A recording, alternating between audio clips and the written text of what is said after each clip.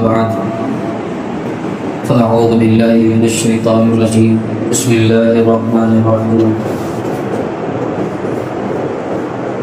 وأما بنعمة ربك فحدث اللهم صل على محمد وعلى آل محمد كما صليت على إبراهيم وعلى آل إبراهيم إنك حميد مجيد اللهم بارك على محمد وعلى آل محمد كما باركت على إبراهيم وعلى آل إبراهيم إنك حميد مجيد. آج 14 شوال المبارک ہے، سن 1447 ہجری. آج جمعہ کے دن میں ایک اہم موضوع پر بات کرنی ہے، وہ یہ ہے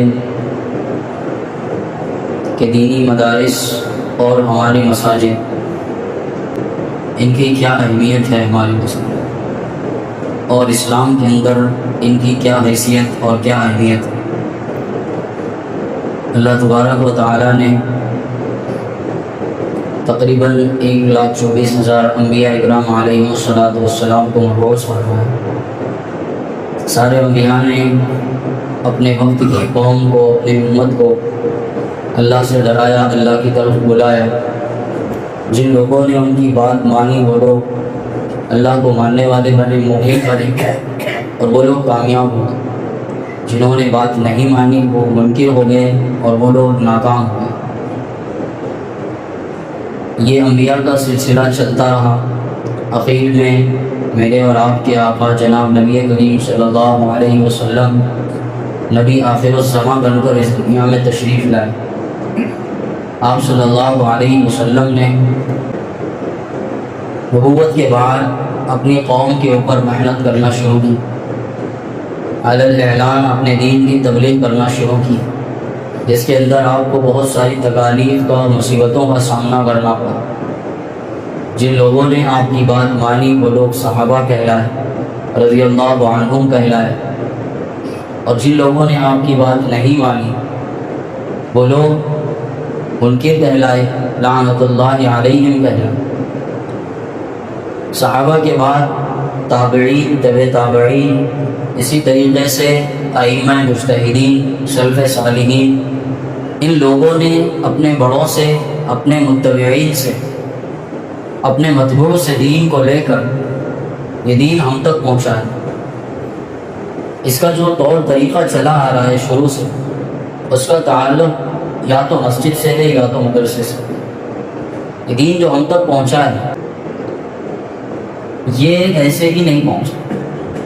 صحابہ کے بعد جب صحابہ کا زمانہ ختم ہوا، اس کے بعد تابعین کا زمانہ ختم ہوا، پھر تبع تابعین کا زمانہ ختم ہوا، پھر اس کے بعد جو ہمارے ائمہ مجتہدین تھے، جو 4 بڑے امام ہیں، حضرت امام اعظم ابو حنیفہ رحمۃ اللہ علیہ، حضرت امام شافعی رحمۃ اللہ علیہ، امام احمد بن حنبل اور امام مالک رحمۃ اللہ علیہ، یہ 4 بڑے ائمہ کہلائے. اور ان کو ائمہ کہنے کی وجہ یہ ہے کہ انہوں نے دین کو اجتہاد کے ذریعے محفوظ کیا. دین کے اندر مسائل اور جو عقائد ہیں ان کو جمع کیا تاکہ امت آسانی سے مسائل اور عقائد کو سمجھ کر اس پر عمل کر سکے. ان کا تعلق بھی کسی نہ کسی دینی درسگاہ سے تھا، جن میں سے ایک تو ڈائریکٹ تابعی ہے، حضرت امام اعظم ابو حنیفہ رحمۃ اللہ علیہ، جنہوں نے تقریباً 4 یا 8 صحابہ سے حدیث پڑھی ہے، اور یہ صحابہ کے شاگرد ہیں جن کے مسلک کی ہم اتباع کرتے ہیں. یہ خود تابعین ہیں. اسی لیے 4 ائمہ میں سے 3 کے نام کے آگے رحمۃ اللہ علیہ لگاتے ہیں، اور حضرت امام اعظم ابو حنیفہ رحمۃ اللہ علیہ کے نام کے آگے اکثر کتابوں کے اندر رضی اللہ عنہم بھی لکھا ہوا ہے. تو یہ چیز بتانا مقصود اس لیے ہے تاکہ تمہید سمجھ میں آئے. بات کا جو خلاصہ ہوتا ہے اس کے 2 حصے ہوتے ہیں، ایک ہوتی ہے تمہید اور ایک ہوتی ہے تقریر. تمہید بنا ہے محدود سے، اس کے معنی ہے ابتدائی حصہ، ابتدائی زمانہ، ابتدائی وقت. مہد کہتے ہیں ماں کی گود کو جھولے. مہدو کا مطلب ہے کہ وہاں پر جب بچہ ماں کی گود میں بولنا سیکھتا ہے، چلنا پھرنا اور سننا سیکھتا ہے، تو وہ آگے کی زندگی اچھے طریقے سے گزارتا ہے، اس کے لیے زندگی کو گزارنا آسان ہوتا ہے۔ تو توحید اسی لیے کہی جاتی ہے کہ جب یہ اتنی بات سمجھ میں آ گئی تو آگے جو بات ہوگی اس کو تقریر کہا جاتا ہے، تاکہ توحید جب سمجھ میں آ جائے تو تقریر خود بخود سمجھ میں آ جائے۔ آپ صلی اللہ علیہ وسلم نے سب سے پہلے ایک مدرسے کی بنیاد رکھی مسجد نبوی کے اندر، جہاں پر صحابہ اکرام رضی اللہ عنہم اجمعین آپ سے دین اور ایمان سیکھا کرتے تھے۔ اور صحابہ کی ایک عادت یہ تھی کہ وہ جو بھی چیز آپ صلی اللہ علیہ وسلم سے سیکھتے تھے فوراً اس کے اوپر عمل کرنا شروع کر دیتے تھے۔ ایسا نہیں کہ آج یہ چیز سیکھ لی تو کل سے جو ہے اس کے اوپر عمل شروع کر دیں، نہیں، آج جو چیز سیکھی ہے آج ہی سے اس کے اوپر عمل کرنا شروع کر دیتے تھے۔ اور اس مدرسے کا نام تھا صفہ۔ صفہ اصل میں کہتے ہیں چبوترے یا پھر کسی کچے مکان۔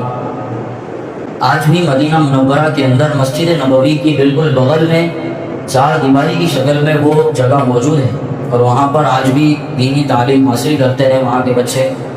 تو وہ آپ صلی اللہ علیہ وسلم کا بنایا ہوا مدرسہ، اس دنیا کے پہلے ناظم آپ صلی اللہ علیہ وسلم، مدرسے کی بنیاد رکھنے والے آپ صلی اللہ علیہ وسلم۔ تو گویا کہ ایک حساب سے اس کو مسجد کا ہی حصہ سمجھا جاتا ہے، اور مسجد ہوتی ہے اللہ کا گھر، یعنی کہ بیت اللہ۔ تو مساجد اور مدارس ان دونوں کا آپس میں ایک کنیکشن، ان دونوں کا کنیکشن یہ ہے کہ مساجد کے اندر سکھایا جاتا ہے اور مدارس کے اندر سیکھا جاتا ہے، وہاں سے سیکھ کر مساجد کے اندر سکھایا جاتا ہے۔ تو یہ چیز تفریق اس لیے ہے کہ مدرسے کے اندر چونکہ زیادہ بڑی عمر کے لوگ پڑھ نہیں سکتے، اسی لیے ان لوگوں کے لیے یہ جگہ منتخب کی جاتی ہے کہ وہ مسجد کے اندر دین سیکھ سکیں۔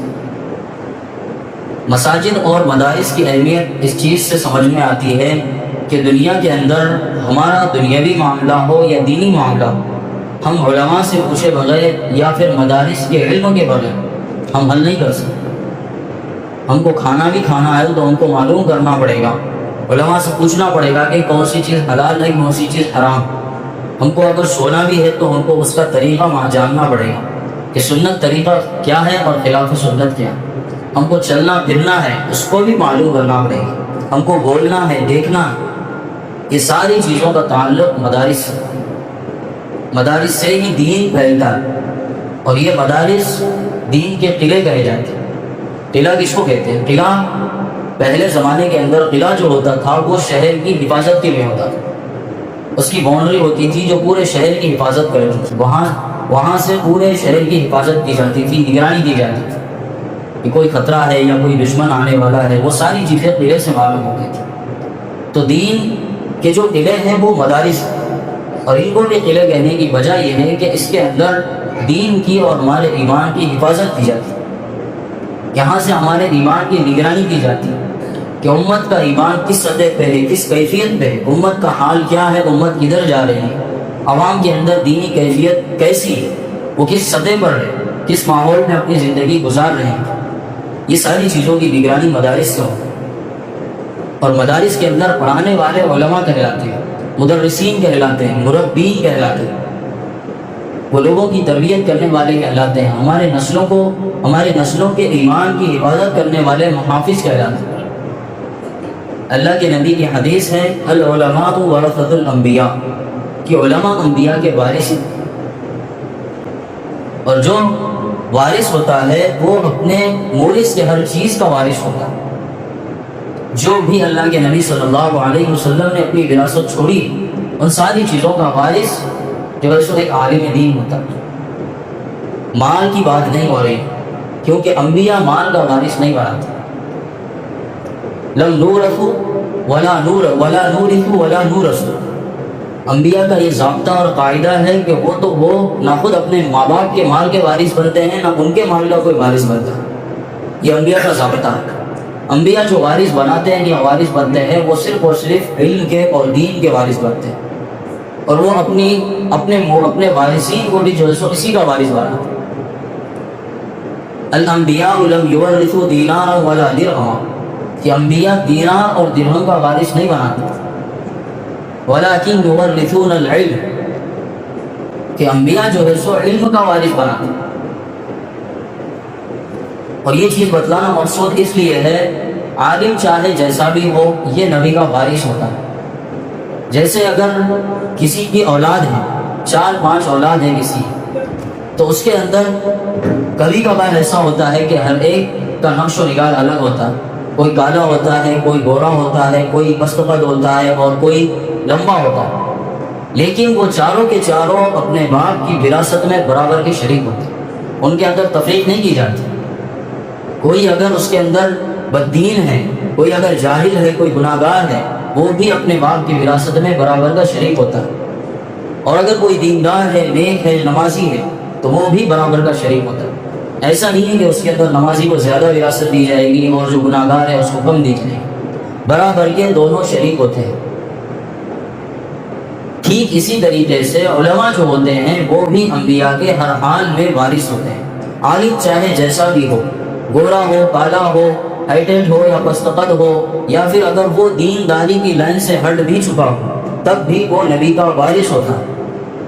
اگر وہ دنیا داری کی لائن میں لگ گیا ہے تب بھی وہ انبیاء کا وارث ہوتا ہے.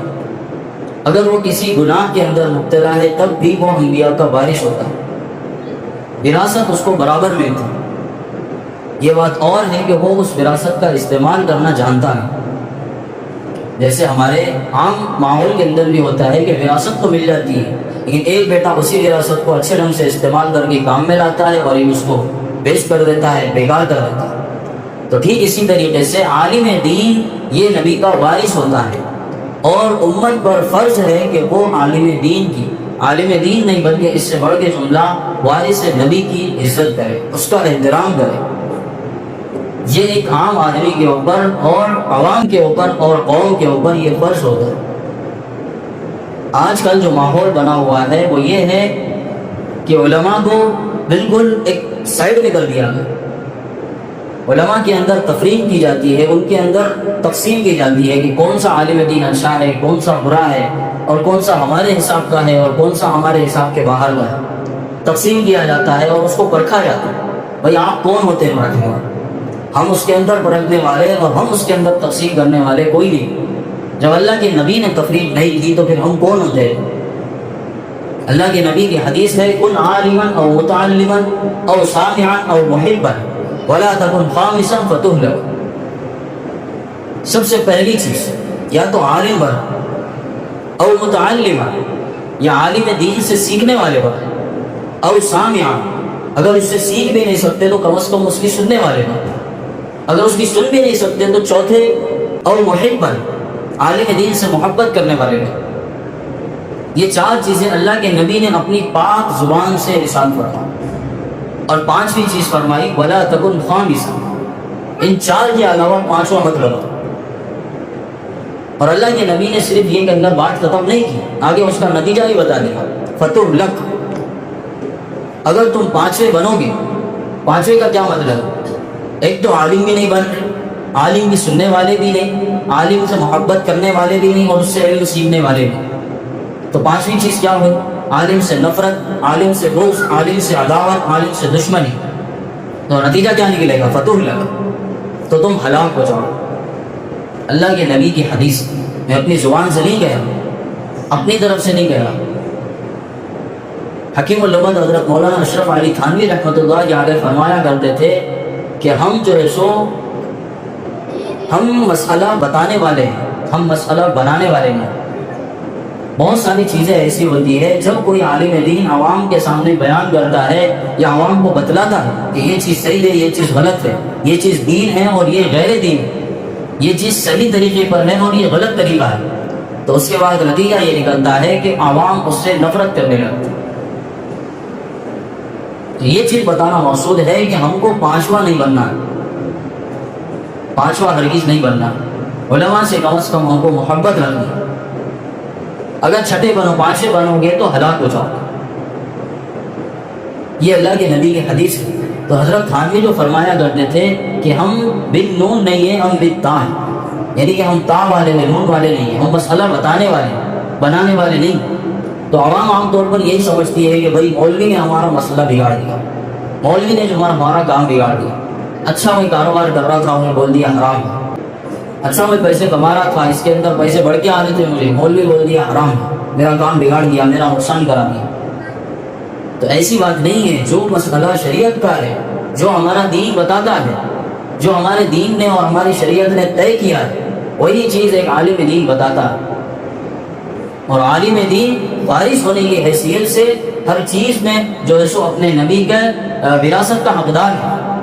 اللہ کے نبی صلی اللہ علیہ وسلم مورث ہے، اللہ کے نبی صلی اللہ علیہ وسلم نے مسجد نبوی کے اندر امامت کی ہے، تو عالم عام مسجد کے اندر امامت کرے گا۔ اللہ کے نبی نے خطاب کیا ہے تو عالم بھی خطاب کرے گا، کیونکہ وراثت یہاں پر علم کی تقسیم ہو رہی ہے، وراثت کا برابر حصہ یہاں پر اس کو ملے گا۔ اللہ کے نبی نے نماز جنازہ پڑھائی ہے تو عالم ہی نماز جنازہ پڑھائے گا، کوئی عام آدمی نہیں پڑھا سکتا۔ اللہ کے نبی نے نکاح پڑھایا ہے تو ایک عالم ہی نکاح پڑھا سکتا۔ اور یہ چیز طے شدہ ہے کہ ہم جب تک کسی عالم دین کی اتباع میں رہیں گے تب تک ہم صحیح راستے پر رہیں گے۔ یہ ہماری دین کا بھی مسئلہ ہے اور یہ ہمارے دنیا کا بھی مسئلہ ہے، ورنہ ہماری دنیا بھی برباد ہوگی اور آخرت بھی برباد ہوگی۔ ایک موٹی سی مثال لے لو کہ جب تک ہم کسی عالم دین کے پیچھے رہتے ہیں تو ہم صحیح سلامت رہتے ہیں، اگر ہم کسی عالم دین کے برابر میں آ جائیں گے یا پھر اس کے سامنے نکلنے کی کوشش کریں گے تو ہماری زندگی ختم ہوتی ہے۔ جیسے اس کی مثال نماز جنازہ، نماز جنازہ کے اندر سارے مقتدی ایک امام کے پیچھے کھڑے ہوتے ہیں جو کہ زندہ ہوتے ہیں، اور اگر کوئی سامنے آئے گا تو وہ پھر 3 کپڑوں کے اندر لپٹا ہوا ہوتا ہے کیونکہ وہ جنازہ ہو۔ اور ٹھیک اسی طریقے سے ہماری نمازوں کے اندر بھی یہی مسئلہ ہے، اگر کوئی عام شخص یا مقتدی امام کے برابر بھی آ جائے گا تو اس کی نماز نہیں ہو، تو پھر سامنے نکلنا تو دور کی بات ہے۔ بہت ساری ایسی مثالیں ہیں جس سے ہم سمجھ سکتے ہیں کہ ہم کو علماء کی اقتداء میں زندگی گزارنا۔ اگر کوئی دنیا دار ہوتا، اگر کوئی کسی بڑے منصب والے کا اگر کوئی وارث ہو یا اس کے خاندان سے اس کا تعلق ہو تو ہم اس کی اتنی رسپیکٹ کرتے ہیں جتنی ہم اپنے ماں باپ کی بھی نہیں کرتے، کیونکہ اس سے ہم کو دنیاوی مفاد نظر آتا ہے۔ ہم کو لگتا ہے کہ یہ پہنچ والا شخص ہے، اس کی پہنچ ہے، اس کی عزت ہے، اس کا رتبہ ہے، اس کا ایک مقام ہے، یہ ہمارے کسی بھی کام میں آ سکتا ہے، اس لیے ہم اس کی عزت کریں گے، اس کے پیروں میں گرنے کے لیے بھی ہم شرمائیں گے نہیں۔ لیکن عالم دین کا مسئلہ ایسا ہے جو کہ نبی کا وارث ہے، اور نبی کے وارث کے ساتھ ہمارا برتاؤ یہ ہوتا ہے کہ اگر ہم نے کسی عالم دین کو یا کسی امام کو 150 روپے دے دیے تو ہم اپنی دادا گیری اس کے اوپر شروع کر دیں۔ کیوں بھائی، میں تو فاؤنڈر ہوں، یعنی کہ میں اس کے اندر فنڈ دیتا ہوں، میں اس کو پیسہ دیتا ہوں، میں اس کو چندہ دیتا ہوں۔ ایک چیز یاد رکھنا، جب کوئی عالم دین کو آپ رقم دیتے ہو، جیسے کہ زکوٰۃ کی رقم ہے، فطرے کی رقم ہے، یا کسی مدرسے میں دیتے ہو یا کسی مسجد میں یا کسی ادارے میں دیتے ہو، تو وہاں پر آپ اس کے اوپر احسان نہیں کر رہے بلکہ وہ آپ سے لے کے آپ کے اوپر احسان کرتے ہیں۔ اس کو آپ یوں سمجھ سکتے ہیں، قرآن میں 11 پارے کی آیت ہے، خذ من اموالہم صدقہ، کہ اے نبی جی آپ ان سے ان کے مال کا صدقہ لیجئے۔ کیوں لیجئے؟ کیا وجہ ہے کیوں لینا؟ تو طہرہم، تاکہ ان کے مال کو یہ صدقہ پاک کر سکے۔ یعنی کہ ایک عالم دین نے، ایک ناظم نے، ایک مدرسے کے ذمہ دار نے اور ایک معتمم نے آپ سے صدقہ، زکوٰۃ، خیرات اور فطرہ لے کے آپ کے اوپر احسان لیا، اس نے لیا تبھی آپ کا مال پاک ہوا۔ ایک وقت ایسا آئے گا، اللہ کے نبی نے اپنی حیات کے اندر یہ پیشن گوئی فرما دی تھی کہ ایک زمانہ ایسا آئے گا کہ لوگ اپنی زکوٰۃ، اپنے فطرے کا مال ہاتھ میں لے کر پھریں گے لیکن کوئی مستحق نہیں ملے۔ اور یہ چیز آپ ہمارے رمضان کے اندر دیکھنے کو ملی، ہمارے گاؤں کے اندر خود لوگ فطرے کی گیہوں جواری لے کر آ رہے تھے اور مجھے پوچھ رہے تھے کہ کس کو دے دوں۔ میں بولا بھائی گاؤں میں جو بھی ہے ضرورت مند ہے اس کو دے دو۔ وہ بولے کہ کوئی نہیں ہمارے گاؤں۔ تو یہ قیامت کی نشانی ہے، قیامت کے قریب ایسا ہوگا۔ اللہ کے نبی نے قیامت کی نشانیوں کے اندر یہ چیز بیان فرمایا کہ قیامت کے قریب ایسا ہوگا کہ لوگ اپنی زکوٰۃ کا اور اپنے صدقے کا اور اپنے فطرے کا مال لے کر پھریں گے لیکن ان کو کوئی لینے والا نہیں ملے گا۔ حضرت عبداللہ ابن زبیر جو کہ حضرت عائشہ رضی اللہ عنہ کے منہ بولے بیٹے تھے، یہ جو ہے سو حضرت عائشہ رضی اللہ تعالی عنہ نے ان کو ایک دفعہ بلایا اور ان کو کہا کہ یہ جو ہے سو صدقے کی یا فطرے کی کچھ رقم آئی ہوئی ہے یا کچھ مال ہے، یہ شہر میں فلانی جگہ پر کوئی مستحق ہے، کوئی ضرورت مند ہے، اس کو لے جا کر دے۔ تو حضرت عبداللہ بن زبیر نے کہا کہ ٹھیک ہے، اچھی بات ہے، دے دیں گے اور ان سے جو ہے سو ثواب بھی مل جائے گا اور دعا کی درخواست وغیرہ کر دیں گے۔ تو حضرت عائشہ نے ان کو روکا اور ان کو 2-3 نصیحتیں کی اور ان سے کہا کہ ان کو جب مال دینا تو ایسے مت دینا کہ ان کو محسوس ہو کہ بھائی یہ مجھے مال دے رہا ہے میرے اوپر مہربانی کر کے یا مجھے مستحق سمجھ، اس انداز سے دینا کہ اس کو شرمندگی محسوس نہ ہو۔ اور دوسری نصیحت یہ دی کہ اس سے دعا کی درخواست بھی مت کر۔ اس کی وجہ جب حضرت عبداللہ بن زبیر نے پوچھی تو حضرت عائشہ نے عجیب بات فرمائی، کہا کہ دعا کی درخواست اس سے کی جاتی ہے یا اس سے ہم کر سکتے ہیں جس کے اوپر ہمارا کچھ حق ہو یا ہم نے اس کے اوپر کوئی احسان کیا ہو۔ اس نے تو ہمارا مال لے کر ہمارے اوپر احسان کیا کہ اس نے ہمارے مال کا جو ہے سو حصہ صدقے کی شکل میں یا زکوٰۃ کی شکل میں لے کے ہمارے مال کو پاک کیا، گویا کہ اس نے ہمارے اوپر احسان کیا، ہم اس کے اوپر احسان نہیں کر رہے۔ وہ اپنی طرف سے دعا کر دے تو اچھی بات ہے۔ تو اس سے ہم اندازہ لگا سکتے ہیں کہ امی عائشہ کی یہ الفاظ ہیں، وہ کہہ رہی ہیں کہ بھائی اسے دعا کی درخواست بھی مت کرنا کیونکہ ان کے اوپر ہمارا کوئی حق ہی نہیں۔ آج ہمارے اخلاص کا حال اور ہمارے تقوی کا عالم یہ ہے کہ ہم کسی کو اگر 1 کلو بھی اگر گھیو دے رہے یا 2 کلو بھی اگر گھیو دے رہے فطرے کی، تو ہم اس انداز میں دیتے ہیں جیسے کہ ہمارے ہی گھر سے اس کا چولہا جل رہا ہو۔ ہمارے دل کے اندر یہ چیز ہوتی ہے، ہم کو اپنے اندر ایک بڑاپن محسوس ہوتا ہے۔ اللہ کے نزدیک ایسا فطرہ قبول نہیں ہوگا، ایسی زکوٰۃ اور ایسا صدقہ قبول نہیں ہوگا جس کے اندر ذرہ برابر بھی ہماری نیت میں کھوٹ ہوگا۔ یہ چیز بہت توجہ کی ضرورت ہے۔ آج ہمارے اندر غفلت اتنی ہو چکی ہے کہ تقویٰ کیا چیز ہے، اخلاص کیا چیز ہے، اس کا ہم کو پتہ ہی نہیں۔ اللہ کے نبی صلی اللہ علیہ وسلم کے جو صحابہ آپ کے پاس پڑھا کرتے تھے، آپ کے پاس دین سیکھا کرتے تھے، ایمان سیکھا کرتے تھے۔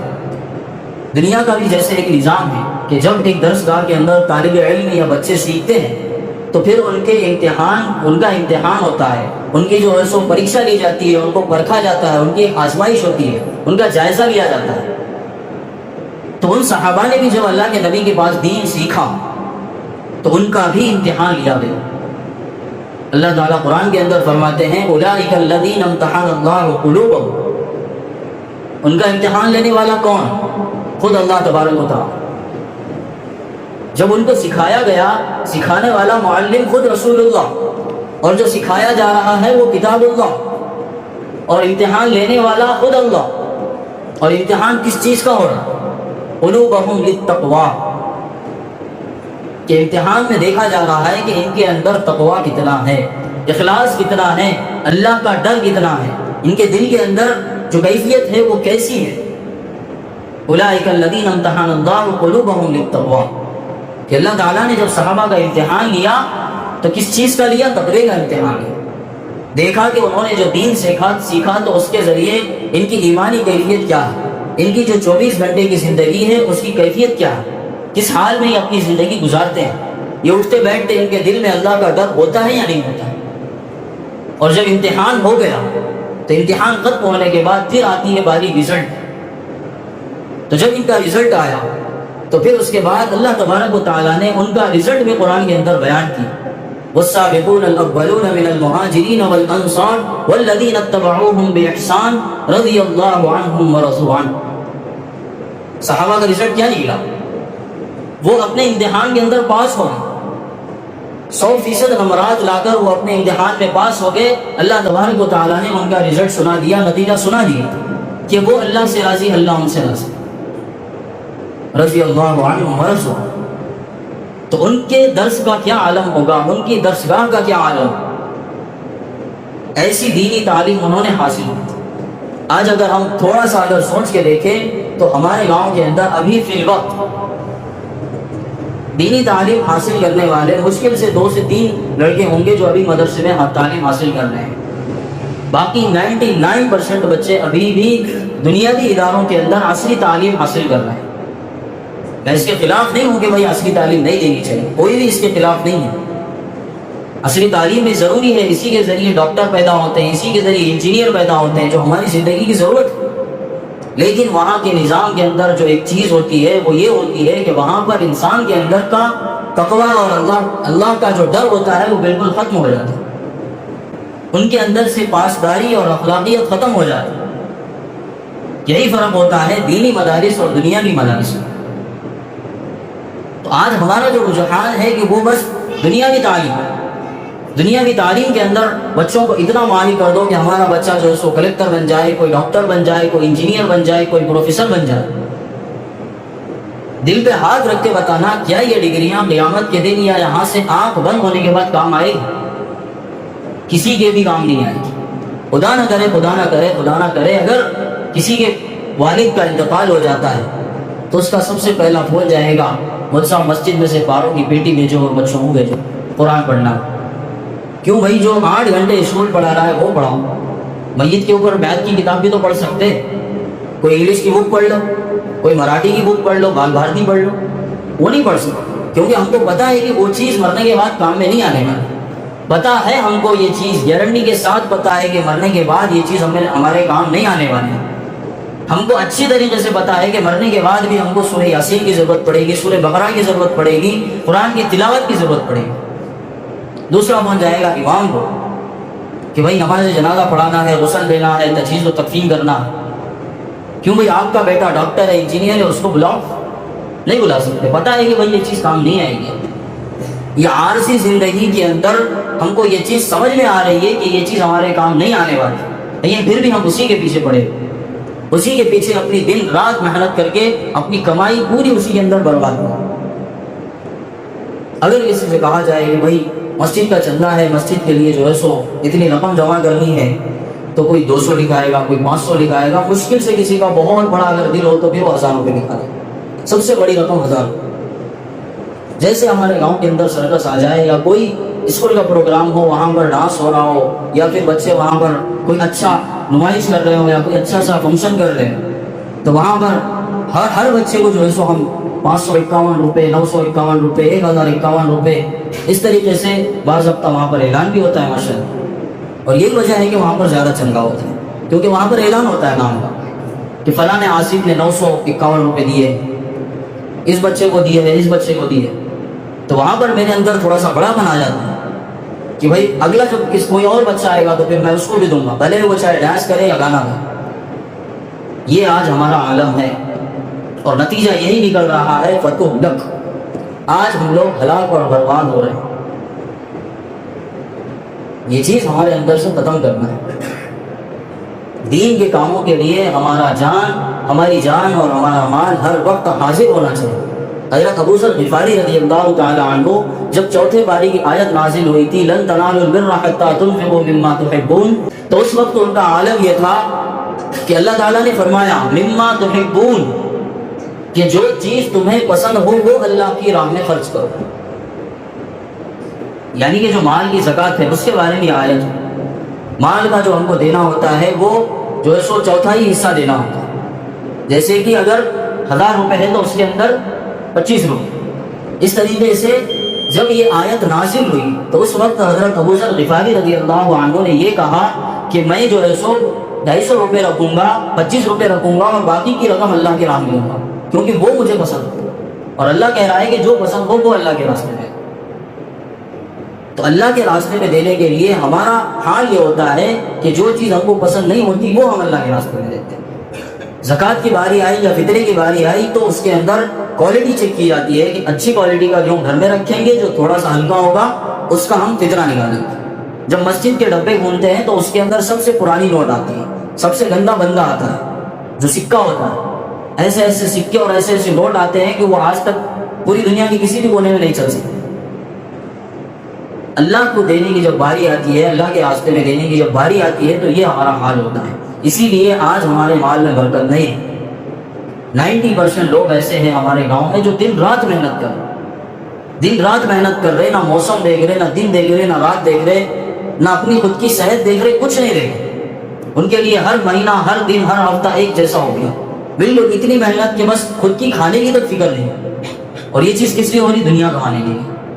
اور پھر اس کے بعد جب ہم اللہ کے راستے میں نہیں دیں گے تو پھر اس کے بعد ہوگا وہی کہ جتنا کمائیں گے اس سے ڈبل کہیں اور لگ جائے، کسی کا ہاسپٹل میں لگ جائے گا، اللہ نہ کرے، کسی کا کہیں اور لگ جائے گا، کسی کا کہیں اور لگ جائے گا، کسی کا پیسہ ویسٹ ہو جائے گا، کسی کا ضائع ہو جائے گا، اور یہی ہو رہا۔